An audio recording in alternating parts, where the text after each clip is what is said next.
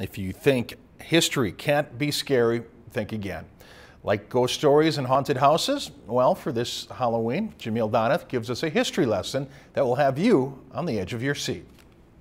He saw the figure of a man. These aren't your typical ghost stories. Those who live near Albin Township know the story well. These haunted tales are a part of Beltrami County history. There's been a lot of books published of ghost story collections of Minnesota, but there's almost none from our area. So we really wanted to see if we could try and get some local stories to share with people. The Beltrami County History Center Halloween event gave community members the opportunity to hear ghost stories submitted by area residents. I could see the outline of a female figure. There were ghost stories from the 1800s to the 80s, of haunted woods in Bemidji to ghosts wandering the streets of Besaida. The ghost of an old mill worker carrying his tools is still seen in the area. And an eerie story of a woman's daughter who sees a spirit take her grandfather to heaven on the day of his funeral. She says, "Oh, you don't have to worry about Grandpa, because the lady in the pink dress came down from heaven to take him away."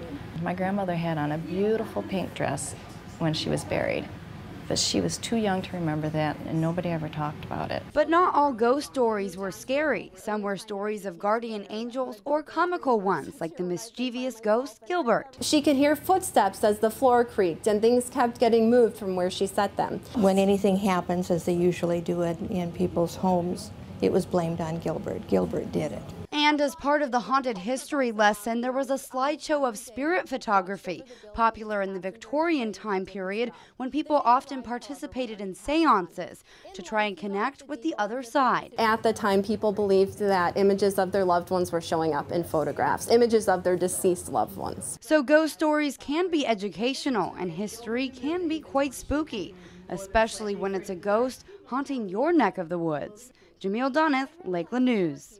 The Beltrami County History Center plans to make Haunted Beltrami County an annual event. If you have any spooky stories to submit, the History Center is looking for more to add to its collection.